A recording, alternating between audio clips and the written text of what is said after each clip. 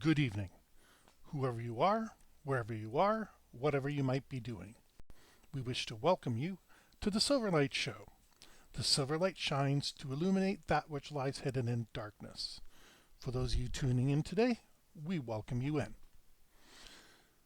I've been noticing the merchandising and secondary purchases, whatever you want to call the things that you do, past the primary stage, have been getting pretty ridiculous lately.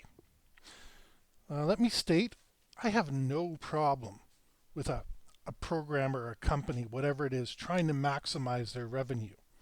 And, you know, when you go and you purchase a game at $20, $50, $100, whatever it might be, download it for free and then see something neat in the background. Yeah, I get it. It's purposely designed to be tempting.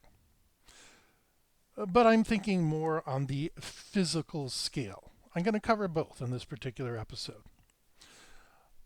I play a game called Conflict of Nations World War III. Pretty sure most of you have either heard of it or played it yourself. And there's a lot of things to purchase in this. You can get a Security Council membership, which allows you to stack your purchases, your manufacturing in the game and what you want your money to go to next. I've never done it because resources are already always a problem, and with the shifting of territories and allies and nations, you never know what's going on. That's not the issue that I'm talking about. They're offering units like an elite B-1 bomber, for example. If you don't know what a B-1 bomber is, Google it. It's been around since the 70s, and they are a very effective aircraft. Now, you can produce regular ones of these in the game, but you can buy their elite one, and it's slightly harder to kill. Again, I don't really have a problem with the company, the programmer, the originator trying to make a few extra bucks. But this bomber costs $60, I believe US dollars, in real world money. So you can have a slightly better B-1 bomber. Now, since I've never purchased one of these, because, for $5-10, yeah, I can scrounge that up. It's not that I can't scrounge $60 up, but the reward on it, I just don't see that being a benefit.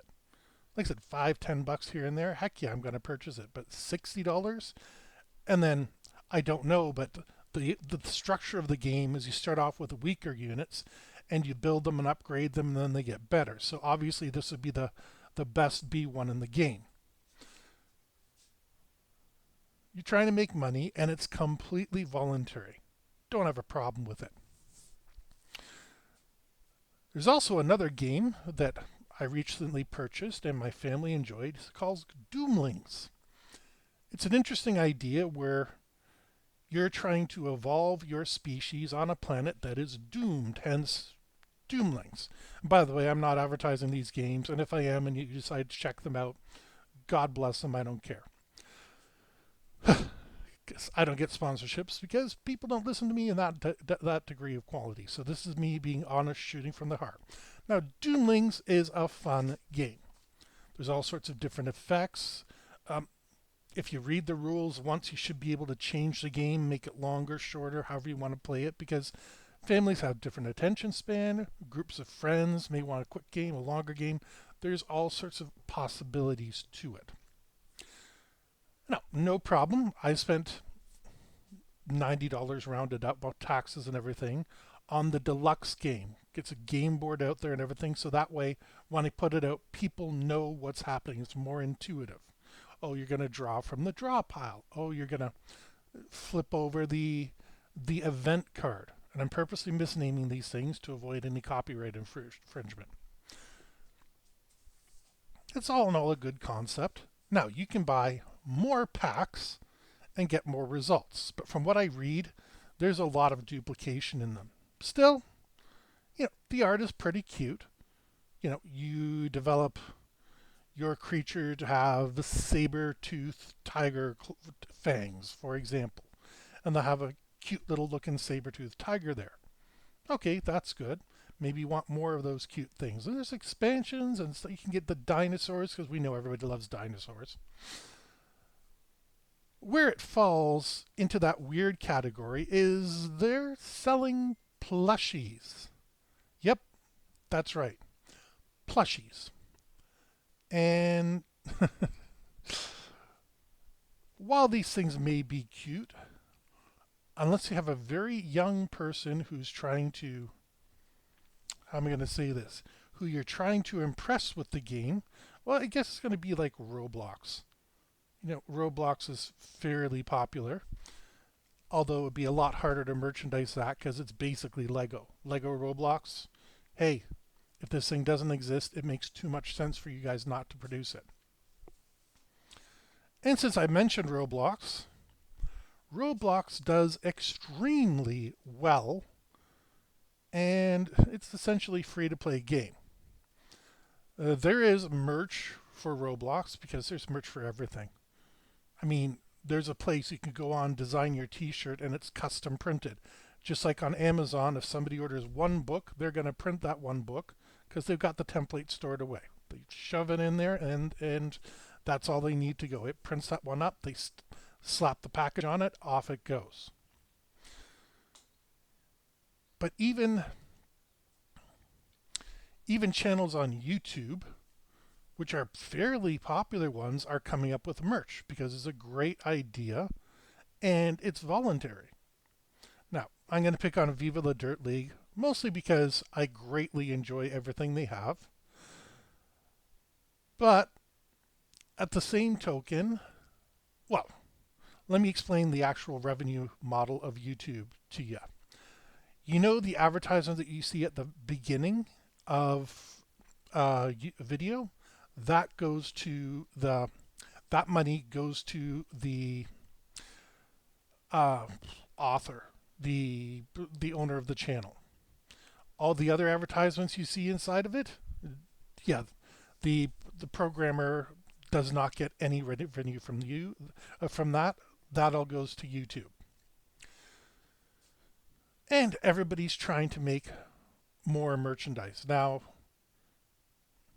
the Viva La Dirt League people have an extensive merchandise store. They got mugs, they got shirts, everything you want, they name it. But they are already a fairly big corporation.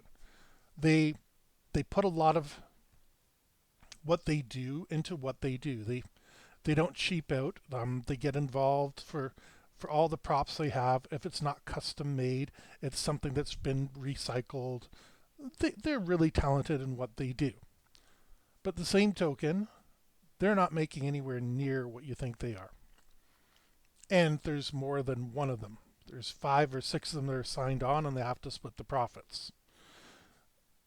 So while they do need an outside source of income, and they wouldn't be doing merchandise after all these years if it didn't work, the sad thing is YouTube is no longer about expressing yourself. And if you get an audience, then you go from there and then try to interest them in merchandise and books and stuff like that. Well, the Silverlight Show is probably never going to try to sell you anything aside from books.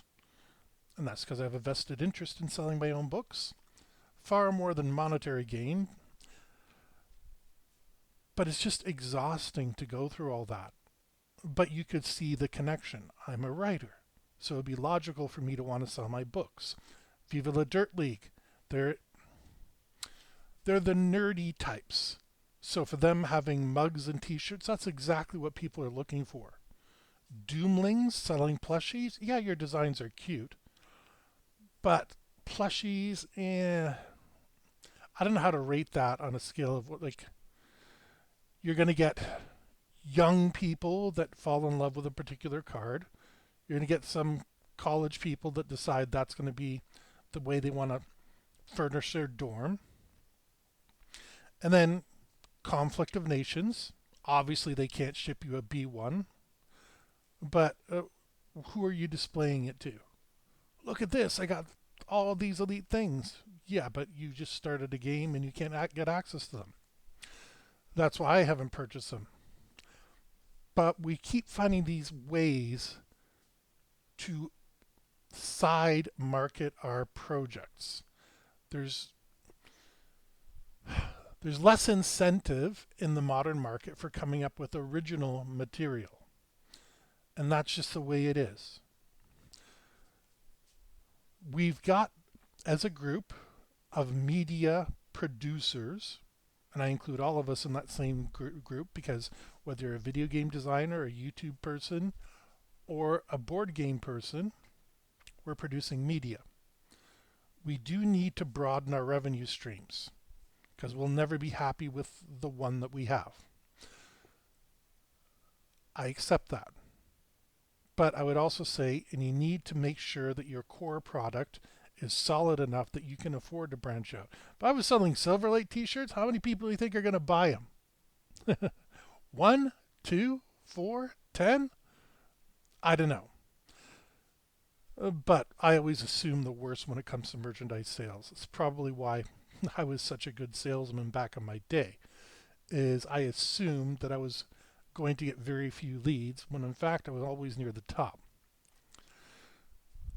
Just my opinion, but buying insubstantial things or even substantial but peripherally related things like the Call of Nations B1 bomber or the plushie for Doomlings, I'd say those are both risky ventures. Hopefully, if you choose to buy them, it's something that you really, really, really enjoy and it gives you a whole lot of pleasure. Because I don't think even my 11-year-old would be particularly interested in one of the Doomlings plushies, even though her bed is just covered in the darn things. But that's my personal opinion. What do you think? With that, we wish to thank you for joining us for the Silverlight Show. If you enjoyed it, please like, share, because sharing is caring. Don't forget to click the subscription button if you aren't subscribed already. And yeah, click the notification icon down below because that way you'll be notified every time that we upload a new episode. We hope you have a fantastic day.